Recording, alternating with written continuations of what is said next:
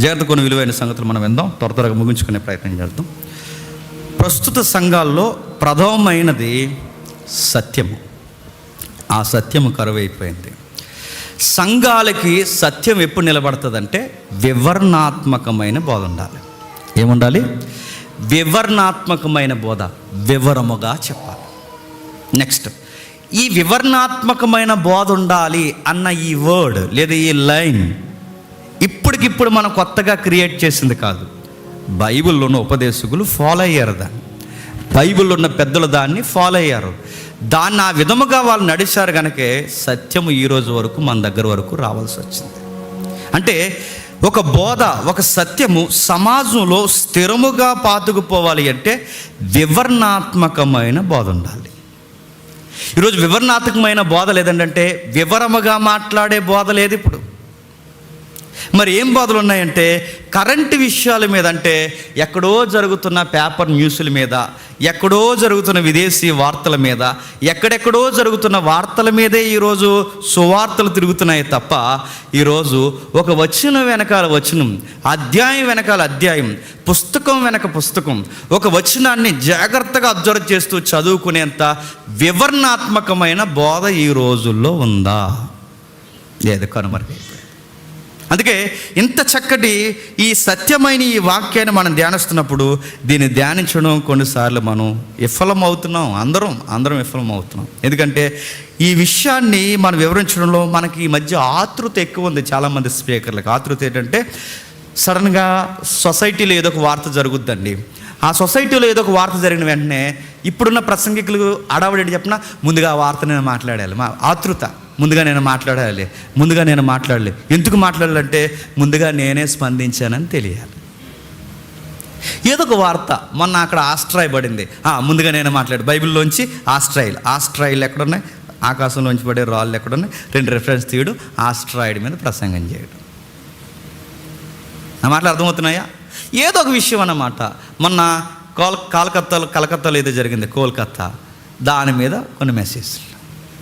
నేను అడుగుతున్నా అంటే వార్తలు తీసుకోవడం తప్పు కాదు, కానీ వార్తల కొరకు సువార్తను మలిసేయడం తప్పు. ఎందుకు? ఎలా చెప్పగలరు జేమ్స్, నువ్వు ఎలా చెప్పగలవు అంటే బైబిల్లో మన ముందున్న బోధకులు అలా ఫాలో అవ్వలేదు. చూద్దాం ఒకసారి, ఒక రెఫరెన్స్ చూసి మన వాక్యంలోకి వెళ్దాం, త్వరగా ముగించుకుందాం. 2వ తిమోతి పత్రిక, తిమోతికి రాసిన రెండో పత్రిక, తిమోతికి రాసిన రెండో పత్రిక, తిమోతికి రాసిన రెండో పత్రిక, తిమోతికి రాసిన రెండో పత్రిక, 2వ అధ్యాయం, తిమోతికి రాసిన రెండో పత్రిక 2వ అధ్యాయం 15వ వచనం. దేవుని ఎదుట యోగ్యునిగాను, సిగ్గుపడనక్కర్లేని పనివానిగాను, సత్యవాక్యమును సరిగా ఉపదేశించువానిగాను, నిన్ను నీవే దేవునికి కనుపరుచుకున్నటకు జాగ్రత్త పడము. ఎంత జాగ్రత్త ఉండాలండి ఉపదేశం, సత్యం పట్ల. సత్యవాక్యమును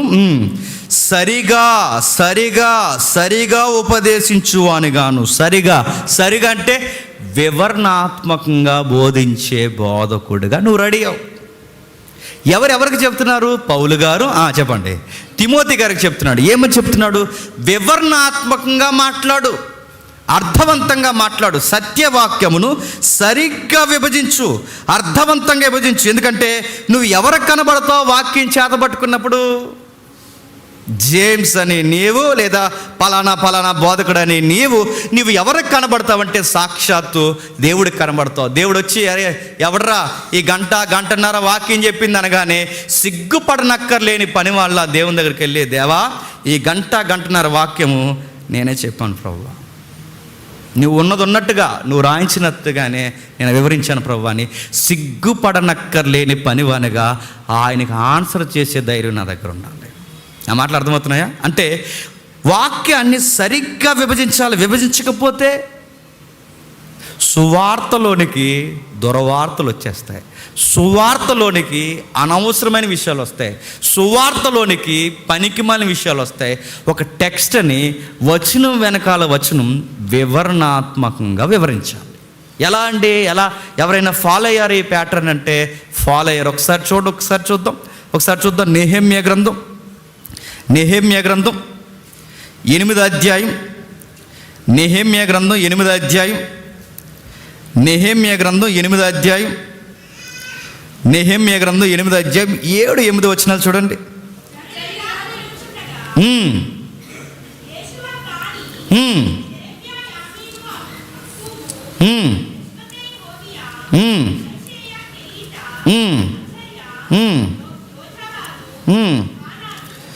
క్షమించండి, మనకు కావాల్సిన సందర్భం ఉంటుంది చూడండి. నెహెమ్యాన వివరణాత్మకమైన బోధన ఉంటుంది చూడు తమ్ముడు. ప్రజలందరూ నిలబడడం, వీళ్ళు మాట్లాడడం. ఎజ్రానా నెహెమ్యానా? క్షమించండి, ఉదయం నుంచి సాయంత్రం వరకు ప్రజలందరూ నిలబడడం, దాని గురించి డిస్కషన్ జరుగుతుంది. ఎంత? ఎజ్రా నెహెమ్యా 2 పుస్తకాల్లో ఉంటుంది. ఉదయం నుంచి మధ్యాహ్నం వరకు వాళ్ళు నిలబడతారు. వాళ్ళు నిలబడిన మాటలు చాలా చక్కగా వివరిస్తారు. చూడండి ఒకసారి, నాకు ఎక్కడో వచనం మిస్ అయింది. 3వ అధ్యాయమా? నెహెమ్యా గ్రంథమా? ఎజ్రా గ్రంథం, క్షమించండి, ఎజ్రా గ్రంథం 3వ అధ్యాయం 9వ వచనం నుండి చదువుదాం. ఇది కాదు.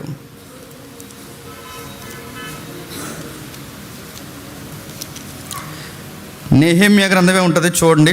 ఉదయం నుంచి సాయంత్రం వరకు ప్రజలందరూ నిలబడితే దేవుని ధర్మశాస్త్రాన్ని వివరిస్తారు. సాయంత్రం వరకు ఎంత? 8. నెహెమ్యా 8:8 చూడండి ఒకసారి. ఇందాక కరెక్ట్గానే చదువు, నువ్వు ఏదో చదువుంటావు. నేను కరెక్ట్గానే చెప్పానా? 9వ వచనం చెప్పానా? చూద్దాం ఒకసారి. 8వ అధ్యాయం సందర్భం మనకు బాగా అర్థం కావాలంటే 2వ వచనం నుంచి చదువుదాం. 2వ వచనం నుండి. యాజకుడైన ఎజ్రా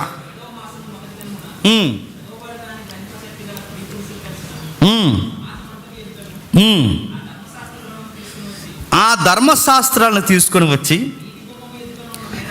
నీటి గుమ్మం ఎదుటున్న మైదానంలో ఉదయము మొదలుకొని మధ్యాహ్నం వరకు నిలుచున్న స్త్రీ పురుషులకు, తెలివితో వినగల వారందరికీ చదివి వినిపించుచుండెను. నాకు విచిత్రంగా అనిపించే వచనాలు ఈ వచనం ఒకటండి. ఏముందో తెలుసా? ధర్మశాస్త్రం అర్థం అవ్వాలి అంటే అక్కడ ఒక పదం ఉంది చూడండి.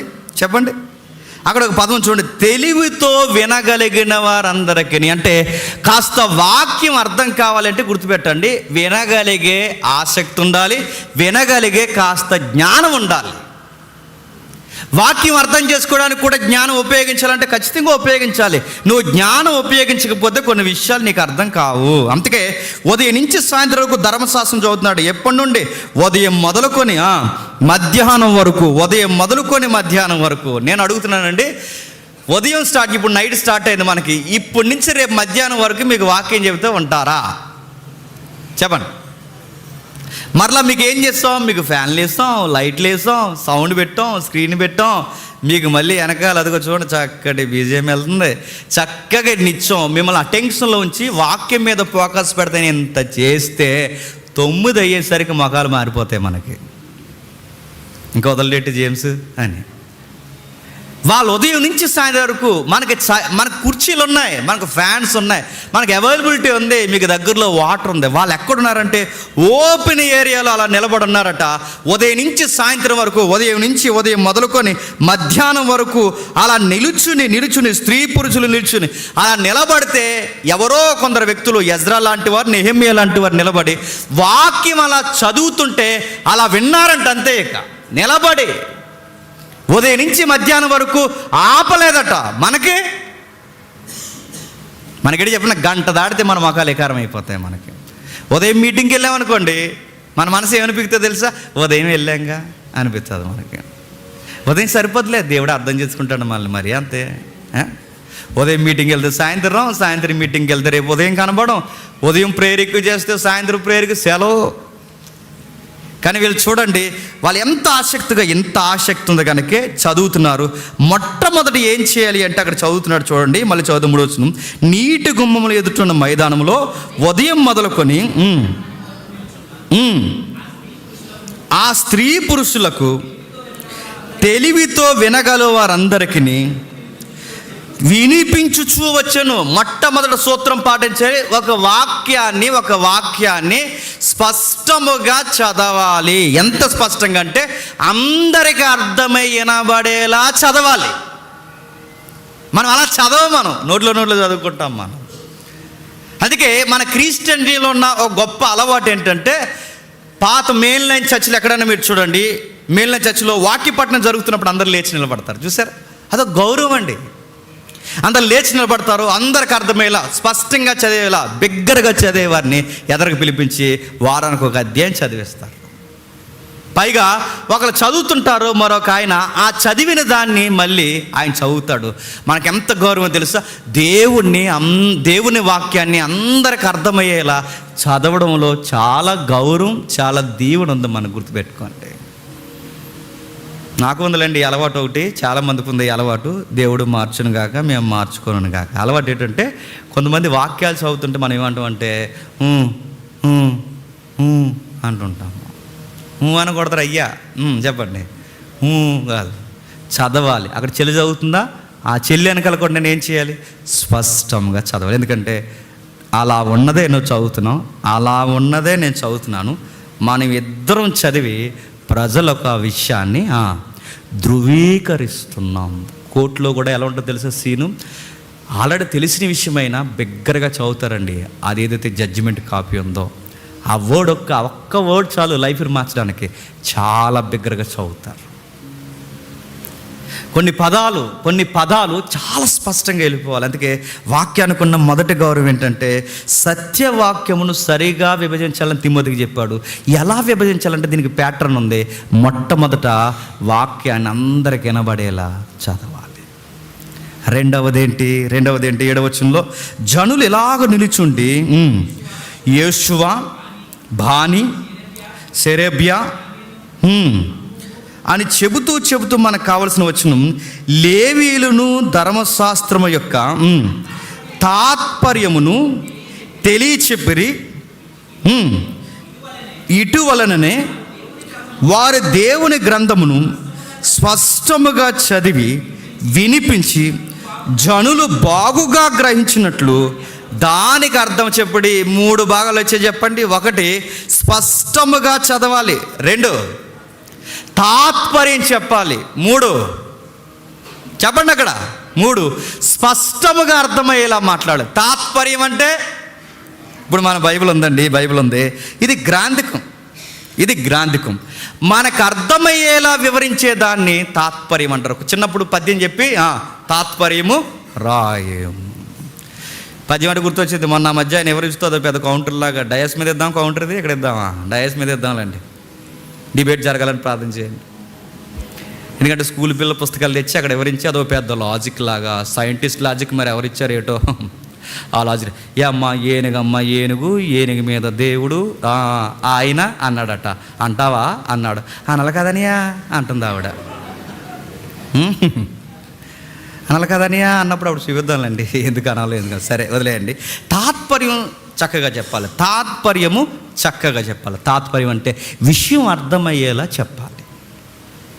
ఒక వాక్యం అది ఎందుకు రాయబడింది? అవసరమైతే దాని మూలాలలో కూడా వెళ్ళిపోయి ఆ వాక్యాన్ని వివరించాలి. కొన్ని వాక్యాలు తెగవండి ఆ మూలాలకు వెళ్ళాలి. ఎందుకంటే ఎబ్రీ పదానికి, ఒక్క పదానికి 5 అర్థాలు ఉంటాయి.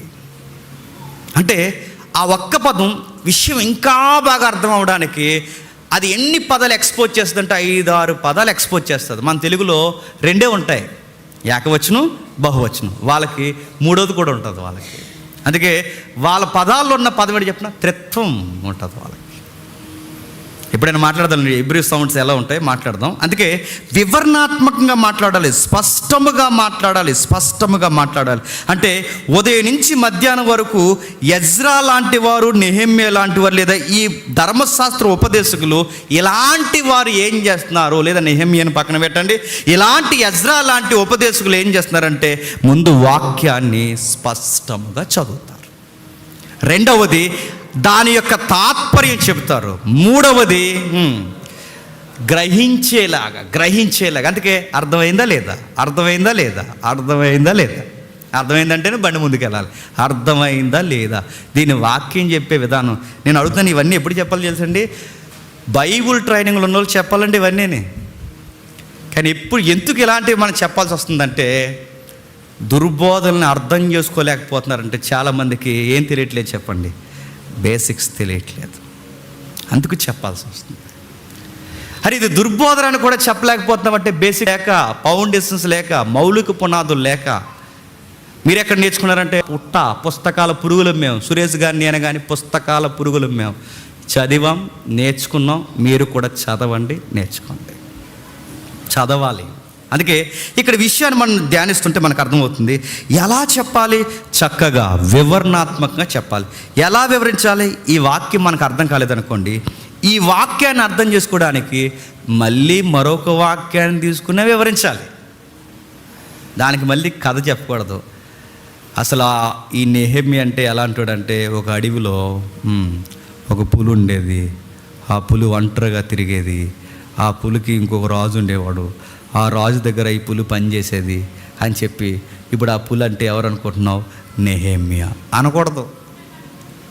ఇలాంటి పెట్ట కథలు చెప్పకూడదు. ఇవి నీతి కథలు అంటారు వీటిని.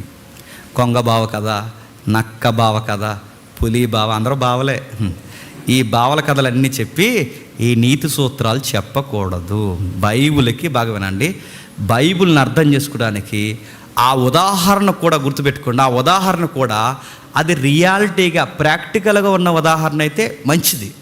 90% అలాంటి ఉదాహరణనే మనం వాడుకోవాలి. అన్నిటికన్నా ముఖ్యంగా ఒక ఉదాహరణ బైబిల్కి సంబంధించిన ఉదాహరణ అయితే ఇంకా మంచిది. అందుకే ఒక విషయాన్ని ఎలా చెప్పాలంటే ఆ పరిస్థితులు అర్థం చేసుకునేలా, ఒకటి వారు బోధిస్తున్నప్పుడు స్పష్టంగా వాక్యం చదవాలి. 2 తాత్పర్యం చెప్పాలి. 3 అది స్పష్టంగా చదివిన తర్వాత బాగుగా గ్రహించినట్లు దాని అర్థం చెప్పాలి. ఒక వచనం చదివామనుకోండి, దాని అర్థం చెప్పాలి. ఇక్కడ అర్థం జరుగుతుంది. ఏం జరుగుతుందని ఇక్కడ అర్థం అంటే, 1 ఎజ్రా టైం, 2 నెహెమ్యా టైం. ఆ టైంలో ప్రజలు రకరకాల అలజడికి గురవుతున్నారు. ఆ రోజు గోడలు కట్టే కార్యక్రమం స్టార్ట్ అయింది. నెహెమ్యా గోడలు కడుతున్నాడుగా, అక్కడి నుంచి పర్మిషన్ తెచ్చుకుని. ఇలాంటి టైంలో ప్రజల్ని మోటివేషన్ చేసి మళ్ళీ 2వ దేవాలయానికి పోగేయాలి అంటే ప్రజలకు మోటివేషన్ ఎలా చేయాలి? ముందు నేను వెళ్తున్నాను రా, వెనకాల ఎవడొస్తాడు అనకూడదు. మోటివేషన్ ఎలా చేయాలంటే ధర్మశాస్త్రమే మోటివేషన్, అంతే.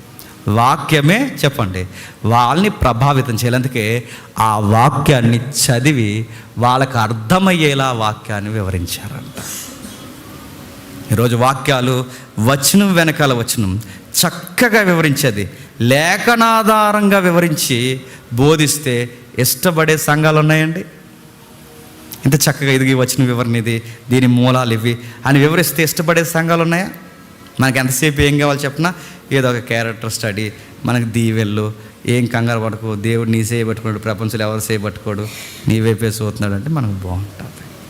కథలు కూడా ఎలా ఉంటున్నాయంటే, నేను పలానా టైంలో ఎయిర్పోర్ట్లో ఉన్నప్పుడు ఏం జరిగిందంటే, ఏం జరుగుతుంది? ఫ్లైట్ ఎగురుతుంది, ఏం జరుగుతుంది? ఇవన్నీ అనవసరం అండి. మళ్ళీ చెప్తున్నాను, ఇవన్నీ అనవసరం. మనకు కావాల్సిన విషయం ఏంటంటే సత్యవాక్యమును చెప్పండి సరిగ్గా విభజిస్తే ఏమవుద్ది? సత్యవాక్యమును తాత్పర్యం చెప్పి దాని అర్థము చెప్పి దీని యొక్క సారమును ప్రజలకు చెబితే ఏమవుద్ది? ఆ సారములు ఎవరుంటారంటే ప్రభు అయిన యేసుక్రీస్తు వారు ఉంటారు. ఎవరుంటారు? ప్రభు అయిన యేసుక్రీస్తు వారు. చూడండి ఒకసారి లూకా సువార్త, త్వరగా ముగించేసుకుందాం. లూకా సువార్త 24వ అధ్యాయం, లూకా సువార్త 24వ అధ్యాయం 25వ వచనం నుండి.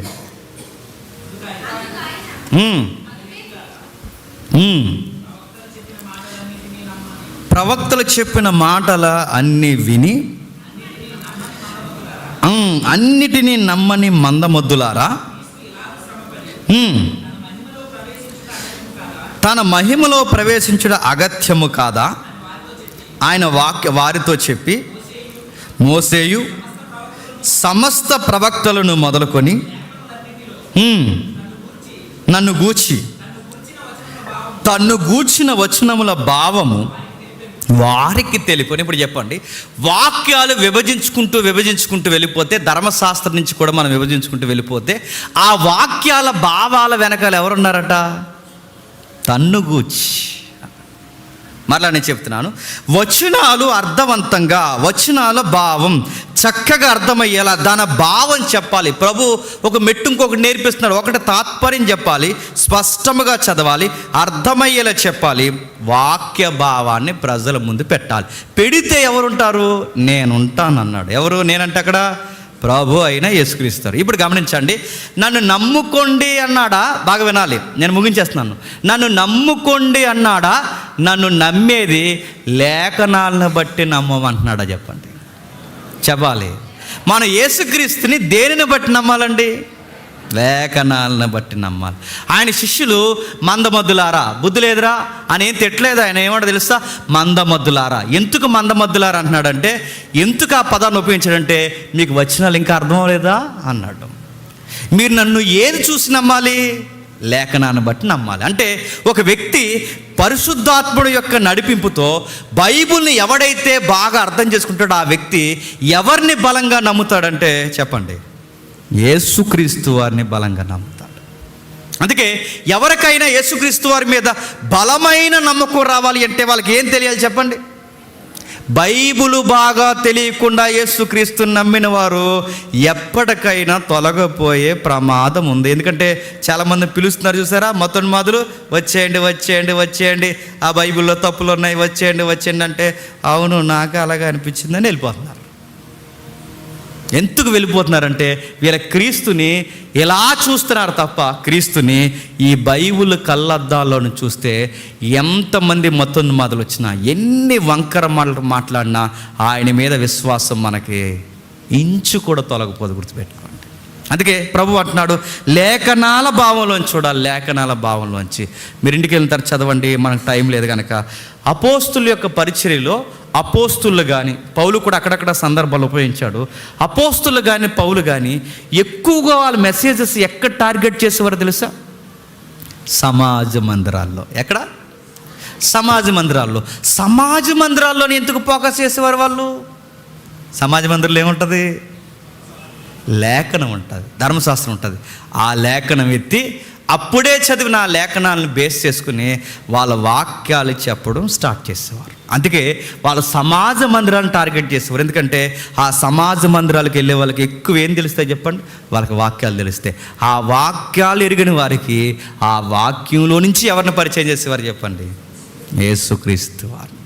అందుకే వాక్యము, సత్యవాక్యమును సరిగ్గా ఉపదేశించాలి. మనం పొడుపు కథలు చెప్పకూడదు, పెట్ట కథలు చెప్పకూడదు, నీతి కథలు చెప్పకూడదు. నేను పలానా ఊరు వెళ్ళినప్పుడు ఏం జరిగిందంటే ఏం జరిగినా చెప్పకూడదు, వాక్యమే చెప్పాలి.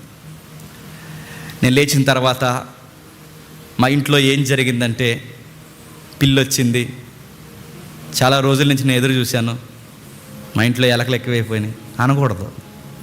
అది వాక్యం అవుదండి, అది నీ ఎక్స్పీరియన్స్. అది మన విలువలు ఏంటో తెలుసా? నీతి సూత్రం. బాగా వినండి, నీతి సూత్రాలు కాదు, కథలు కాదు, నీ అనుభవాలు కాదు, ఒకే ఒక్కటి వాక్యము. వచనం వెనకాల వచనము, సూత్రం వెంబడి సూత్రము, అధ్యాయం వెనకాల అధ్యాయం, పుస్తకం వెనకాల పుస్తకం, పాత నిబంధన వాక్యాన్ని, క్రొత్త నిబంధన రెండిటినీ కలిపి దాని భావాన్ని అర్థం చేసుకున్నప్పుడే సత్యములో యేసుక్రీస్తు వారు నీకు స్పష్టముగా అర్థమవుతాడు. అప్పటి వరకు యేసుక్రీస్తు వారిని నువ్వు బలంగా నమ్మలేవు. నాకు వాళ్ళు చెప్పారు కాబట్టి నేను నమ్మానంటే రేపు పొద్దున్న వాళ్ళు ఇంకొకరు చెప్తారు, అప్పుడు నమ్ముతావు ఇంకొకరినే. వీళ్ళని బట్టి నేను నమ్మానంటే వీళ్ళు రేపు పొద్దున్న ఇంకొక మాట మారుస్తారు, అప్పుడు వదిలేస్తావా? అందుకే ఎవరి మాటను బట్టి కాదండి, మన వాక్యంలో ఎదిగే కొద్దీ మన వాక్యాన్ని బట్టే కీరుస్తున్నాం. రేపు పొద్దున్న పౌలు గారు అంటారు, ఎంత బోధించిన తర్వాత నేనే తొలగిపోతే అన్నాడు. ఆ భయం నన్ను అంటాడుతుంది. రేపు పొద్దున్న ఎంత బోధించిన తర్వాత మన బోధకులే తొలగిపోతే ఇప్పుడు బోధకుని బట్టి నువ్వు తొలగిపోకూడదు. మరి దేన్ని బట్టి నువ్వు బేస్ అయి ఉండాలి చెప్పండి? వాక్యము బట్టి. అందుకే మనుషులను బట్టి విశ్వాసం ఉండకూడదండి, మన కళ్ళ ముందు ఉన్నది వాక్యం. ఆ వాక్యాన్ని మనం ఎలా అర్థం చేసుకోవాలి అంటే గట్టిగా చదవాలి. గట్టిగా అంటే సంఘంలో గట్టిగా చదవాలి, అంటే అర్థవంతంగా వినబడేలా చదవాలి, తాత్పర్యం చెప్పాలి, భావం చెప్పాలి. ఇది ఎప్పుడైతే మనకు అర్థమవుతుందో, వచనం వెనకాల వచనం ఎప్పుడైతే అర్థం చేసుకుంటామో మనకి సత్యాన్ని ఎలా కోట్ చేయాలో మనకు అర్థమవుతుంది. మార్కు డ్రైవర్ అనే ఒక ఆయన ఏమంటాడంటే, ఏది నిజమైన సంఘం అన్న ప్రశ్న ఉద్భవించినప్పుడు ఆయన అంటాడు, వాక్యం వెంబడి వాక్యము, వచనం వెంబడి వచనము. ఏ చర్చ అయితే డీటెయిల్గా మాట్లాడుకుంటుందో ఆ సంఘమే సత్యానికి స్తంభము అంటాడు. ఆ మార్క్ అనే ఆయన మరొక మాట అంటాడు, అరే రోడ్డు మీద ఎవరైనా మాట్లాడుకుంటున్నప్పుడు వివరణాత్మకమైన సత్యం ఎక్కడ దొరుకుతుంది అనగానే లోకల్ చర్చ్లో ఉన్న ప్రజలు బాగా వినండి, లోకల్ చర్చ్ ఉన్న ప్రజలకి బయట ప్రజలకి కమ్యూనికేషన్ ఉంటే వాళ్ళు చెప్పాలట, బయట ఆ రోడ్డు మీద పోతున్నవాడు సత్యం ఎక్కడ దొరుకుతుందండి, సత్యం అంటే ఏంటి, ఇదే మాట మార్టిన్ లూథరన్ గారు కూడా అంటారు, సత్యం ఎక్కడ దొరుకుతుందండి అని ఈదులు ఎవడని అడిగితే అందరు ఏళ్ళు చూపించాలంట, అదిగో అక్కడికి వెళ్ళండి, అక్కడ వారం కొంతమంది కూడుకుంటారు, అక్కడ సత్యము దొరుకుతుంది. ఆ మాటలు అర్థమవుతున్నాయి. సత్యం కొరకు వాళ్ళు ఇచ్చిన కితాబులు. మరొక మాట ఇక్కడ ఏమని మాట్లాడంటే, దేవుని ఎదుట యోగ్యనుగాను సిగ్గుపడనక్కర్లేని పనివానిగాను, సిగ్గుపడనక్కర్లేని పనివానిగాను. ఇప్పుడు నేను అడుగుతున్నానండి, ఏదో ఒక వాక్యం నేను తప్పు చెప్పేసాను అనుకోండి, మీరు నన్ను అడగలేరు. మీరు నన్ను అడగాలి అంటే మీరు నాకన్నా బాగా వాక్యం చదివినప్పుడు అడగగలరు. నన్ను మీరు అడగరు. రేపొద్దు నన్ను ఎవరు అడుగుతారంటే, యారా జేమ్స్ ఆ టైంలో పలానా అధ్యాయం పలానా వచనం నువ్వెందుకు ఇలా మాట్లాడేవారు అన్నప్పుడు ఆ వాక్య భాగాన్ని నేను తప్పు చెబితే ఆ రోజు నేను ఎవరి ఎదుట తలదించుకోవాలి తెలుసా? కోట్ల మంది పరిశుద్ధులు చూస్తున్నప్పుడు, ప్రపంచ ప్రజలకు తీర్పు జరుగుతున్నప్పుడు, ఆ సర్వోన్నతుడైన దేవుడు సింహాసనం మీద కూర్చొని నన్ను అడిగినప్పుడు, పలానా రోజు పలానా వాక్యాన్ని తప్పు చెప్పావు జేమ్స్ అన్నప్పుడు ఆ రోజు నేనేమైపోతాను తెలుసా? సిగ్గుపడిపోతాను. ఆ రోజు దేవుని ఎదుటున్నావు, జాగ్రత్త తిమోతి, దేవుని ఎదుటున్నావు, వాక్యాన్ని ఎక్కడ అస్సలు తప్పు చెప్పే ప్రయత్నం చేయకు, చాలా జాగ్రత్త తిమోతి అని చెప్తున్నాడు. సిగ్గుపడకూడదు. రెండవది, నిన్ను నీవే దేవునికి కనపరుచుకోవాలి. దేవా, నువ్వు ఇచ్చిన సమయాన్ని, నీవిచ్చిన వాక్యాన్ని, నీవిచ్చిన జ్ఞానాన్ని, నువ్విచ్చిన ఈ బైబిల్ పాండిత్యాన్ని ప్రజలకు అర్థవంతంగా తాత్పర్యం చెప్పి వాళ్ళకి అర్థమయ్యేలా అందులో నుంచి, ఆ వాక్య భాగాల్లో నుంచి నీ కుమారుని పరిచయం చేశాను ప్రభువా, నమ్మకంగానే సేవ చేశాను ప్రభువా అన్నప్పుడు ఏదో రోజు పిలుపు రావచ్చు. ఎందుకంటే మన కళ్ళ ముందు సేవ చేస్తున్న సహోదరు నాని గారు చూస్తుండగానే చనిపోయారు. రేపొద్దున నాకు పిలుపు రావచ్చు, మరొకరికి రావచ్చు. ఆ రోజు చనిపోయినప్పుడు మన పిలుపు వచ్చినప్పుడు దేవుడు నన్ను ఎదుటి నిలబెట్టుకున్నప్పుడు, లేదు దేవుని ఎదుటి మనం నిలబడినప్పుడు దేవుడు అనాలి, బల నమ్మకమైన దాసుడా. నన్నే కదా ఆ రోజు మిమ్మల్ని కూడా అనాలి, బల నమ్మకమైన విశ్వాసి అనాలి. పౌలు సీలో చెప్పిన సంగతులు అలా ఉన్నవో లేదో బెరయా సంఘంలో చూసిన సంగమా బల అనాలి. ఎవరు కావాలి దేవుడా నీకని అడిగితే ఆయన అంటాడు, నా వాక్యానికి ఎవరైతే పెద్ద పెట్టేస్తారో, వాక్య సారాన్ని ఎవరైతే గ్రహిస్తారో, వాక్యాన్ని వినడానికి ఎవరైతే ఎగురు పడతారో వారి ఎదుట దేవుడట కళ్ళు పెద్దవి చేసుకుని చూస్తారట, సత్యం వెతికే మనుషులు ఎక్కడున్నారా అని గుర్తుపెట్టుకోండి. అందుకేనండి ఈ సంఘంలో నేను ప్రతి వారం ఏదో ఒక వారంలో నేను టచ్ చేస్తున్నాను. మన సంఘంలో ఏముందంటే అట్రాక్షన్గా ఏమీ లేవు, ఒకటే ఉంది, సత్యమే ఉంది. దాని కొరకు మీరు వస్తున్నారు. ఎన్నో సంఘాలు ఉన్నాయండి, అక్కడికి మీరు వెళ్ళొచ్చు. అని అక్కడికి వెళ్ళినా మీరు సంధ్య వేళకి ఇక్కడికి వస్తున్నారంటే దాని అర్థం ఏంటి చెప్పండి? కాస్త 4 మాటలు ఈ పిల్లలు వాక్యాల్లో నుంచి అర్థవంతంగా మాతో మాట్లాడతారు. అందుకే పౌలు చెప్పాడు, తిమోతికి చెప్తున్నాడు, ఎజ్రా చెప్తున్నాడు, లూకా సువార్తలో ప్రభు చెప్తున్నాడు. ఈరోజు మీ ఎదుట నేను చెప్తున్నాను, వాక్యాన్ని అర్థవంతంగా వినండి. ఈ మౌలిక పునాదులు ఎవరికైతే ఉంటాయో ఎన్ని దుర్బోధలు మన మీదకి వచ్చి పడినా మన విశ్వాసం ఏమవుతుంది చెప్పండి? తొలగిపోదు. ఎవ్వరు వాక్యం చెప్పినా దాని భావం అలా ఉందా లేదా చూడండి, దాని తాత్పర్యం అదా కాదా చూడండి, గ్రంథకర్త ఉద్దేశం పరిశుద్ధాత్మ ఉద్దేశం సరిపోతుందా లేదా చూడండి. అలా లేకపోతే దుర్బోధలు చేస్తున్నారని, నన్నైనా మీరు దుర్బోధ చేస్తున్నారని మోమాటం లేకుండా చెప్పేసి మానేసేయండి. ఎందుకంటే బైబిల్ ఎంత సీరియస్గా చెప్పిందంటే, దుర్బోధలు చేస్తున్న వారికి కనీసం బైబిల్ ఏమని చెప్పినా వందనాలు కూడా చెప్పొచ్చు. మనం ఏం చేస్తామంటే టీ కాఫీలు ఇస్తాం ఇంట్లో కూర్చోబెట్టి. నా మాటలు అర్థమవుతున్నాయా? గుడ్ మార్నింగ్ కూడా చెప్పొద్దు అంత ఎక్కువ మాట్లాడితే, అంత సీరియస్గా. కాబట్టి ఇది దుర్బోధో ఇది సత్యబోధో నాకు ఎలా తెలుస్తుంది ప్రభు అంటే, సత్యవాక్యమును సరిగ్గా ఎవరైతే విభజిస్తారో చెప్పండి, ఎవరైతే అలాంటి సంఘాల్లో ఉంటారో వాళ్ళు ఖచ్చితంగా పట్టుకుంటారు ఇది దుర్బోధ సత్యమా? సత్యాన్ని ఆకర్షించే పిల్లలు ఒకలా ఉంటారు, దుర్బోధన ఆకర్షించే పిల్లలు ఒకలా ఉంటారు. మనకు దురద చెవులు గలవారమై కథల వైపుకి మన మనసు తిరుగుతుందంటే మన కథలు నచ్చుతున్నాయి. ఏమి నచ్చట్లేదు చెప్పండి? వాక్యం నచ్చట్లేదు. మనకు వాక్యం నచ్చుతుంది అనుకోండి, నాలాంటి స్పీకర్ ఇక్కడ నిలబడి కథ చెప్తున్నాడు అనుకోండి, మీకు చెవులు పెద్దవవు, సత్యం చెప్పడేంటి అనిపిస్తుంది. కాబట్టి ఆలోచించండి, ఏ స్పీకర్ ఏం చెప్తున్నాడు, ఎవరేం చెప్తున్నాడు. ఈ సోషల్ మీడియా వచ్చిన తర్వాత ఎన్ని ప్రసంగాలు ఎక్కువైపోయినాయో, ఎంతమంది స్పీకర్లు ఎక్కువైపోయారు, అడుగడుగున ఎక్కువైపోయారు. ఇంత మోకదుమ్ముడి బోధలు జరుగుతున్నప్పుడు సత్యం నీకు తెలియాలి అంటే ముందు నువ్వు సత్యంతో నీకు అనుభవం ఉండాలి. ఒక స్పీకర్ అంటాడు, ఒరిజినల్ నోటుతో మనకు బాగా అలవాటు ఉంటే దొంగ నోటు ఇలా చేతికి ఇచ్చిన వెంటనే తడిమి చెప్పేస్తామండి, ఇది దొంగ నోటు సార్ అంటున్నామంట. ఎలా చెప్పగలుగుతున్నారంటే వాళ్ళకి ఒరిజినాలిటీతో బాగా అలవాటు ఉంది. నా మాటలు అర్థమవుతున్నాయా? వాళ్ళకి ఒరిజినల్ నోటుతో బాగా అలవాటు ఉంది. అందుకే బ్యాంకు వాళ్ళు ఇలా లెక్కెడుతూ టక్కుమని నోటు తీసేస్తారు. ఎలా తీసేస్తారంటే వాళ్ళు రోజు డబ్బులతో ఉంటారు. ఆ డబ్బులతో వాళ్ళు లెక్కెట్టి వెంటనే వాళ్ళు దొంగ నోటు పక్క తీసేస్తారు. మనం తీయం. ఆ దొంగ నోటు అటుకెళ్ళి కిరాణా స్టోర్లో ఎత్తాం. మనకు తెలదు, మనం ఆ దొంగ నోటు పెద్ద నోట్లా ఫీల్ అయిపోతాం. ఎందుకు? మనకు అనుభవం లేదు దొంగ నోటుతో. ఇది కూడా అంతే అండి. సత్యం మీద నీకు అవగాహన ఉంటే ఒకడు ప్రేయర్ చేస్తున్నప్పుడు కూడా చెప్పేస్తావు ఈ మనిషికి ఎంతవరకు వాక్యం తెలుసో. ఒకడు 10 నిమిషాల వాక్యం వింటే చెప్పేస్తావు ఈ మనిషి లైన్ ప్రకారం వెళ్తున్నాడా లేదా గాడి తప్పి వెళ్తున్నాడు. ఈ స్పీకర్కి ఇంకున్న స్టాండింగ్ ఏంటి వెంటనే పడుతుంది. ఎందుకంటే నీకు సత్యంతో బాగా అలవాటు ఉన్నప్పుడు దొంగ బోధన ఇట్టే పసిగడతావు. అట్టి ఎలుగింపును అందరికీ దేవుడు అనుగ్రహించగాక. క్షమించండి.